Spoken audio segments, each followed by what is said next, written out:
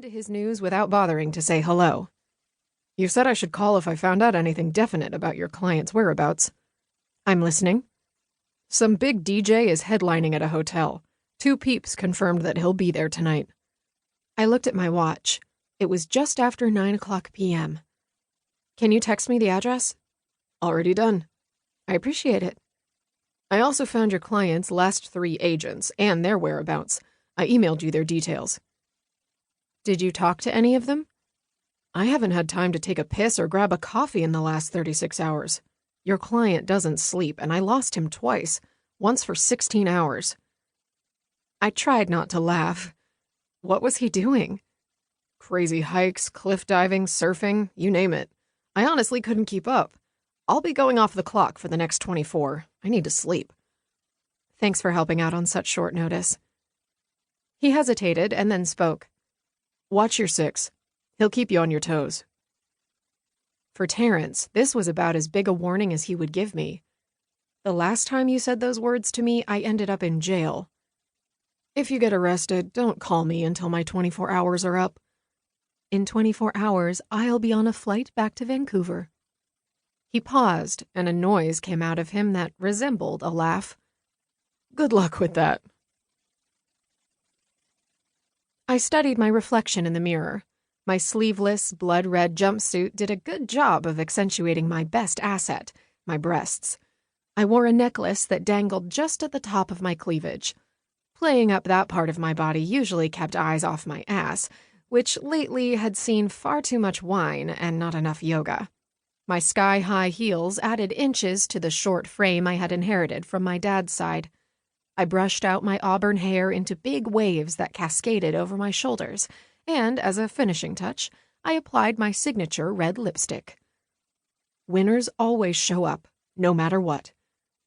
Years ago, when I was a rookie myself, I had been bitching hard about some inconvenience. I will never forget when Mark Ashford looked over at me and said in a scathing tone, Winners always show up, no matter what. That was the first time he had ever spoken to me directly, and his annoyance at my attitude had both shamed and motivated me. I think that was the moment I started to take my life seriously. I picked up my clutch purse and looked myself over with approval. Perhaps that would be a good anecdote to repeat when they interviewed me for the Forbes list. The cab driver dropped me off at a mid-sized hotel that overlooked the water. I walked through the near-empty lobby and stopped at the entrance to the courtyard pool area. The bass of the music throbbed and the place was packed with people. I stood and contemplated the packed courtyard. Locating my rookie would take a lot of hustle. I moved through the crowd. I asked every person who made eye contact with me if they knew Levi Ziegler. No one had seen him at the party yet, but I was surprised how many people actually knew him. Jump! Jump! Jump!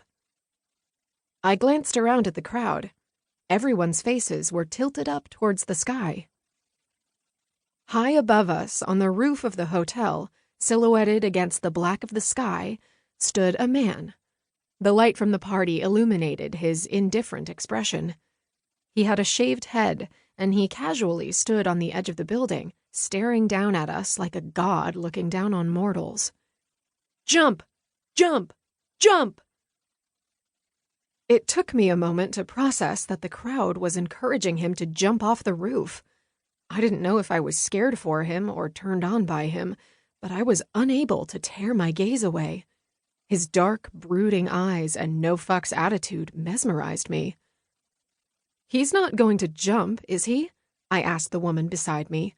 That's way too dangerous. He pulled his shirt over his head, revealing his muscular, bronzed torso. The crowd responded with heightened fervor.